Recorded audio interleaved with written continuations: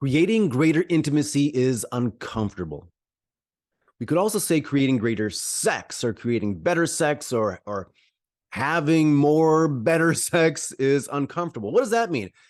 To do any of this, you have to kind of get out of your comfort zone. So think of the E and P spectrum, right? So you have, let's say you have physicals over here and emotionals over here. So if somebody's, let's say, a 80% physical, and then they're usually dating like an 80% emotional, right? So they only have 20% of the other. But if you have, let's say, instead of 80% physical, you're more of a 60% physical, then you have 40% of the other. Likewise, right? You kind of go more toward the middle, you have more of the other qualities. That's what we're aiming at when we say get uncomfortable. Do the things that you wouldn't normally do. It's the George Costanza approach, right? Do the opposite. Sort of. I'm going to be posting a lot of videos about this is what emotionals do. This is what physicals do. And if you do this, you're probably a physical. If you do this, you're probably an emotional, whatever. So I'm going to post more videos on that to kind of give you a clue to what you're like, what your partner's like, because the more you understand about yourself and your partner, the easier it is to not only do the things that kind of bring out the other, but lower your suggestibility and come back to that middle ground so that you have more choices. That's what all of this is about. So that you don't have to wait for them to make the first move. You can, or you don't always have to make the first move. They can. So you have more choices. And that's what we're talking about. I do like the Eleanor Roosevelt quote. The thing that you think you can't do is the thing that you must do. Must is a little weird when it comes to sex. You must do this. You don't must do anything, but at least be aware of the things that trigger you or you feel a little hesitant to do. Start doing some of those things, just kind of easing into those things. So again, doing more of your opposite behaviors. As I'm kind of looking at my my notes here, and maybe it's been a long time that you've maybe had sex in your relationship. So what do, right? That itself is uncomfortable. It might be difficult to broach the topic. Like if you haven't had sex in months, years, how do you talk about it?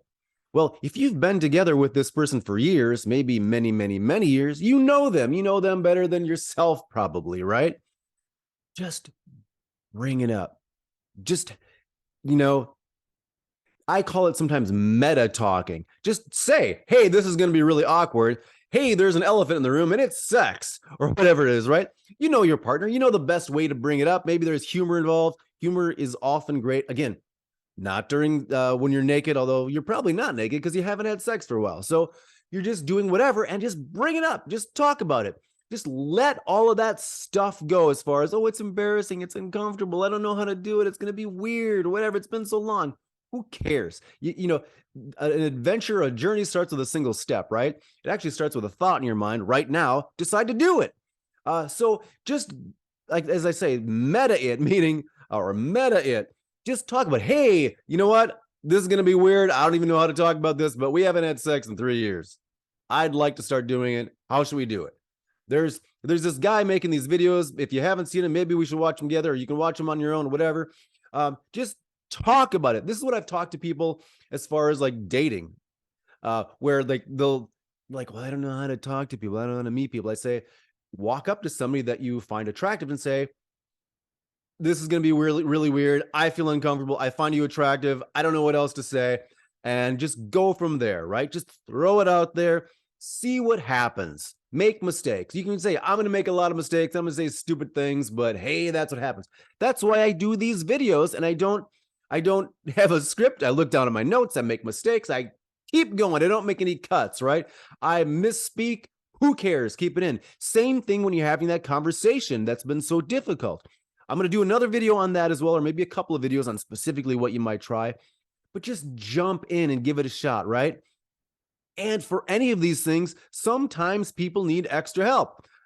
Sometimes the videos are wonders and they've got that little nugget of information. That's all they need. Sometimes we need extra help.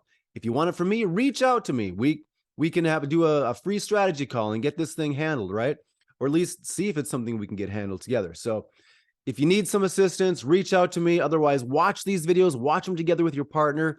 Maybe kind of brings up a conversation, spurs a conversation about something. And you never know. This thing that was so bad might be the ticket to a whole new, better relationship for you. Put in the comments below. Reach out to me if you need some extra help. Otherwise, I will see you on the next video.